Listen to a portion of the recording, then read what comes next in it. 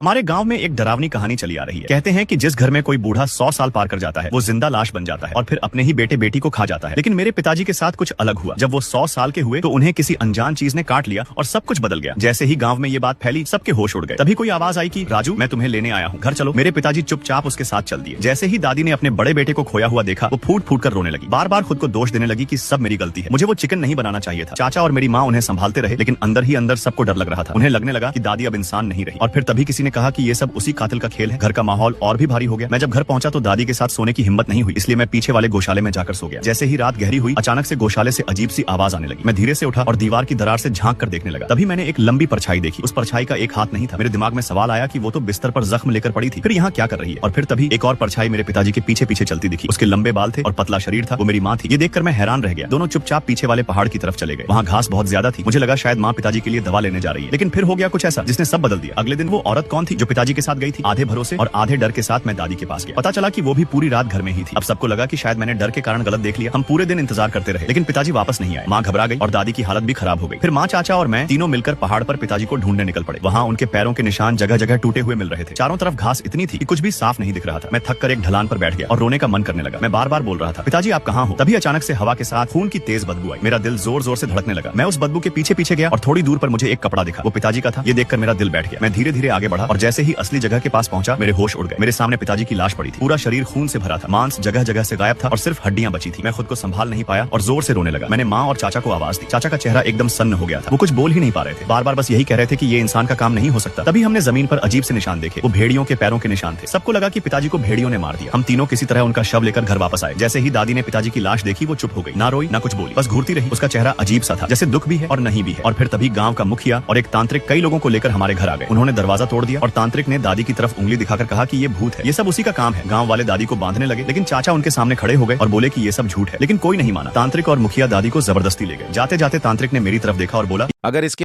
युशो अगला मरने वाला तुम हो क्या? तुम पूरे गांव को अपने साथ मरने देना चाहते हो? चाचा गुस्से में आगे बढ़े लेकिन कुछ नहीं कर पाए। दादी को फिर भी तांत्रिक और गांव के मुखिया उठाकर ले गए। गांव की रस्म के हिसाब से 3 दिन बाद मंदिर में दादी को जिंदा जला दिया जाएगा। पिताजी मर चुके थे और दादी पकड़ी जा चुकी थी। चाचा पूरी तरह टूट गए थे। अगले दिन जब मैं चाचा को देखने गया तो वो पागलों की तरह बकवास कर रहे थे। बार बार बस यही बोल रहे थे, मांस खाओ और हंस रहे थे। मैं घर लौटा और माँ को संभालने लगा ताकि वो ज्यादा ना सोचे। लेकिन मेरे अंदर एक बात बार बार खटक रही थी। पिताजी की मौत में कुछ तो गड़बड़ थी। उनके शरीर को देखकर मुझे शक हुआ क्योंकि उनका पूरा शरीर बुरी तरह से कटा था लेकिन गर्दन बिल्कुल सही थी। मैंने माँ से पूछा कि जब भेड़िए किसी को मारते हैं तो सबसे पहले गर्दन पर हमला करते हैं ना? माँ ने कहा हाँ, लेकिन पिताजी के साथ ऐसा नहीं हुआ था। ये बात समझ नहीं आ रही थी। जैसे ही माँ ने ये सुना वो भी सोच में पड़ गई लेकिन फिर बोली कि हर जानवर अलग होता है। ये सुनकर भी मेरा शक खत्म नहीं हुआ। मैं फिर से उस जगह गया जहाँ पिताजी की लाश मिली थी। वहाँ जमीन पर भेड़ियों के पैरों के निशान और खून के दाग थे। मैंने ध्यान से देखा तो एक अजीब बात समझ आई। सारे निशान सिर्फ आने के थे, जाने के नहीं थे। अगर भेड़िए मांस खाते तो जाते वक्त उनके और निशान बनते, लेकिन वहाँ ऐसा कुछ नहीं था। क्या ये मुमकिन है कि भेड़िए खाने के बाद बिना निशान छोड़े गायब हो गए? ये बात बिल्कुल गलत लग रही थी। मैं सोचते सोचते पहाड़ में इधर उधर भटकने लगा। रास्ता बहुत फिसलन भरा था और अचानक से मेरा पैर फिसला और मैं जोर से एक झाड़ी में गिर गया। जैसे ही मैंने ऊपर देखा मेरे होश उड़ गए। मेरे सामने 2 भेड़िए पड़े थे। मैं डर से चिल्लाया लेकिन फिर ध्यान से देखा तो वो दोनों मरे हुए थे। उनके शरीर पर कोई चोट नहीं थी। ऐसा लग रहा था जैसे उन्हें किसी ने काटा ही नहीं। उनके मुंह पर खून लगा था। ऐसा लग रहा था कि उन्होंने ही पिताजी को खाया था। लेकिन फिर वो खुद कैसे मर गए? क्या उन्हें किसी जहरीले सांप ने काट लिया? अचानक मेरे दिमाग में एक खतरनाक ख्याल आया। क्या ये हो सकता है कि पिताजी को भेड़ियों ने नहीं मारा बल्कि वो पहले ही मर चुके थे और फिर भेड़ियों ने उनका मांस खाया और जहर से खुद मर गए? मैंने पूरी घटना को जोड़ने की कोशिश की। पहले पिताजी जहर से मरे, फिर ये दोनों भेड़िए उनकी लाश के पास आए और पेट से खाना शुरू किया। लेकिन पिताजी के शरीर में मौजूद जहर उनके अंदर चला गया और वो गर्दन तक पहुंचने से पहले ही मर गए। इसलिए पिताजी की गर्दन सही बची रही। लेकिन फिर एक सवाल सामने आया कि पिताजी की लाश के पास भेड़ियों की लाश क्यों नहीं थी? वो इतनी दूर कैसे पहुंचे और उनके जाने के कोई निशान भी नहीं थे? तभी मेरे दिमाग में एक और डरावना सच सामने आया। शायद पिताजी को भेड़ियों ने नहीं बल्कि किसी इंसान ने जहर देकर मारा था। उस इंसान ने पहले पिताजी को जहर दिया, उनके मरने का इंतजार किया, फिर भेड़ियों को उनकी लाश खाने दिया और जब भेड़िए भी जहर से मर गए तो उसने उनकी लाश को उठाकर दूर फेंक दिया ताकि किसी को शक ना हो। इस तरह पिताजी की लाश और आसपास के निशान देखकर सबको लगे कि उन्हें भेड़ियों ने मारा है। हमारे गांव में रात बहुत हो चुकी थी। अब धूप जलाने का समय निकल गया था। घड़ी में 12 बजने वाले थे। हमें जाना ही था। चाचा दादी के सामने खड़े होकर जोर से विरोध करने लगे। बोले कि ये सब बेकार की बातें हैं। क्या तुम अपनी ही माँ को मार दोगे? माँ भी बोली कि ये सब सिर्फ कहानी है, किसी ने अपनी आंखों से नहीं देखा। पिताजी चुप हो गए लेकिन मुझे पता था कि ये कहानी नहीं सच है। पहले हमारे पड़ोस में एक बूढ़ा आदमी और उसके 2 बच्चे रहते थे। जब वो बूढ़ा 100 साल का हुआ तो गांव के तांत्रिक ने बच्चों से कहा कि उसे पहाड़ से नीचे फेंक दो, लेकिन बच्चों से अपने पिता को मारना नहीं हुआ। अगले ही दिन दोनों भाई बहन हड्डियों के ढेर बन गए और बूढ़ा गायब हो गया। ये सब सोचकर पिताजी डर गए और बोले कि आज रात कोई नहीं सोएगा। हम सब मिलकर 12 बजे तक पहरा बेटा देंगे। अगर माँ भूत बनी तो मैं खुद उसे मार दूंगा, और अगर कुछ नहीं हुआ तो समझूंगा कि मैं गलत था। माँ और चाचा चुपचाप मान गए। समय धीरे धीरे बीतने लगा और जैसे ही 11:59 हुए दादी को अचानक खांसी आई और उनका शरीर कांपने लगा। पिताजी घबरा कर उठ गए, लेकिन दादी बोली कि उन्हें कुछ नहीं हुआ, बस सीने में दर्द हुआ था। पिताजी ने राहत की सांस ली और बोले शायद मैं ही ज्यादा सोच रहा था। फिर पिताजी ने पूछा कि दादी क्या खाना चाहती है, तो दादी बोली कि अगर एक कटोरी चिकन सूप मिल जाए तो अच्छा लगेगा, लेकिन घर में मुर्गा नहीं था, इसलिए हम सब मुर्गा पकड़ने के लिए पहाड़ की तरफ निकल गए और दादी को घर पर अकेला छोड़ दिया। जैसे ही हम आंगन से बाहर निकले मैंने पीछे मुड़कर देखा तो मेरी सांस अटक गई। खिड़की की परछाई में मैंने देखा कि दादी जो अभी लेटी हुई थी वो उठकर बैठ रही थी। मैं डर के मारे चिल्लाया, लेकिन सब मुझे लेकर आगे बढ़ गए। तभी मुझे कहा गया कि मैं वापस जाकर लाठी ले आऊं। मैं डरते डरते घर लौटा और दादी को आवाज लगाई, लेकिन कोई जवाब नहीं आया। चारों तरफ सन्नाटा था। मैं धीरे धीरे उनके कमरे की तरफ बढ़ा, लेकिन अंदर जाकर देखा तो दादी वहां थी ही नहीं। मैं समझ नहीं पाया कि वो कहां गई। मैं जल्दी से लाठी लेकर वापस जाने लगा। तभी अचानक से किसी ने मेरे कंधे पर हाथ रखा। मैं डर के मारे जमीन पर बैठ गया और दादी को याद करके बड़बड़ाने लगा। कुछ सेकंड बीते लेकिन कुछ नहीं हुआ। मैंने पीछे मुड़कर देखा तो वहां कोई नहीं था। मैं किसी तरह हिम्मत करके वापस पहाड़ की तरफ भागा। रास्ते भर मुझे लगा कोई मेरे पीछे चल रहा है। मैं चाचा के पास पहुंचा और दूरी बनाकर खड़ा हो गया। तभी अचानक से पिताजी की जोर जोर से चीख सुनाई दी। चाचा मुझे छोड़कर पागलों की तरह भागे और मैं भी उनके पीछे दौड़ा। जैसे ही हम पहुंचे मेरे पैरों तले जमीन खिसक गई। पिताजी खून में लथपथ पड़े थे और उनका एक हाथ गायब था। माँ रोने लगी और चाचा पूछने लगे कि ये क्या हुआ, क्या तुमने उस चीज को देखा। मैं पिताजी के पास बैठा और तभी मेरी नजर एक चीज पर पड़ी। वो दादी का जेड का लॉकेट था। मैं धीरे धीरे सांस लेकर समझने की कोशिश कर रहा था कि ये कैसे हो सकता है। चारों तरफ सन्नाटा और हवा की सरसराहट थी। रात के अंधेरे में सब कुछ डरावना और असली लग रहा था और यहीं पर कहानी खत्म होती है।